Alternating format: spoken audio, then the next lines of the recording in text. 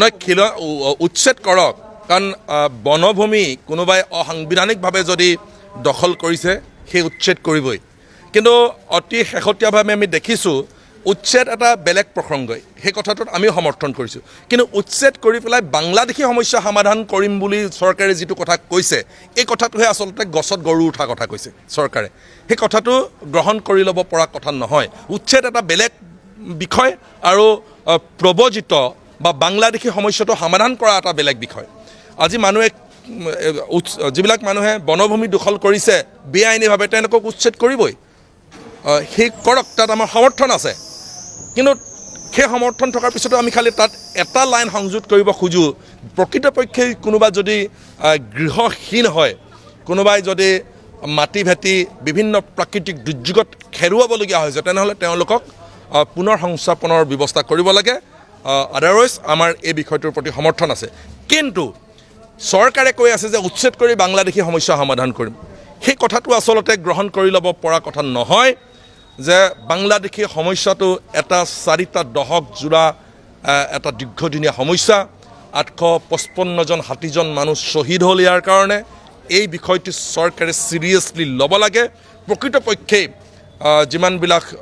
আমাৰ প্ৰৱজিত মানুহ আছে সেই প্ৰৱজিত মানুহবিলাকক চিনাক্তকৰণ কৰিব লাগে আৰু বিতৰণ কৰাৰ যাৱতীয় ব্যৱস্থা গ্ৰহণ কৰিব লাগে নয় উচ্ছেদ কৰক কাৰণ বনভূমি কোনোবাই অসাংবিধানিকভাৱে যদি দখল কৰিছে সেই উচ্ছেদ কৰিবই কিন্তু অতি শেহতীয়াভাৱে আমি দেখিছোঁ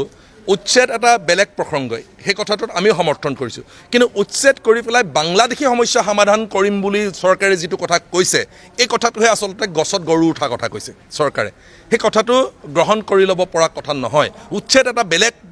বিষয় আৰু প্ৰৱজিত বা বাংলাদেশী সমস্যাটো সমাধান কৰা এটা বেলেগ বিষয়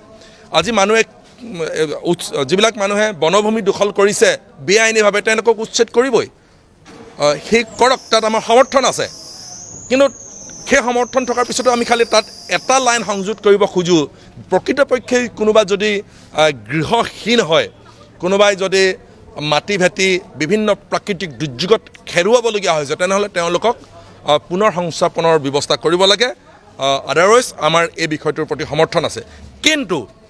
চৰকাৰে কৈ আছে যে উচ্ছেদ কৰি বাংলাদেশী সমস্যা সমাধান কৰিম সেই কথাটো আচলতে গ্ৰহণ কৰি ল'ব পৰা কথা নহয় যে বাংলাদেশী সমস্যাটো এটা 4টা দশক জোৰা এটা দীৰ্ঘদিনীয়া সমস্যা 855জন হাতীজন মানুহ শ্বহীদ হ'ল ইয়াৰ কাৰণে এই বিষয়টো চৰকাৰে চিৰিয়াছলি ল'ব লাগে প্ৰকৃতপক্ষে যিমানবিলাক আমাৰ প্ৰৱজিত মানুহ আছে সেই প্ৰৱজিত মানুহবিলাকক চিনাক্তকৰণ কৰিব লাগে আৰু বিতৰণ কৰাৰ যাৱতীয় ব্যৱস্থা গ্ৰহণ কৰিব লাগে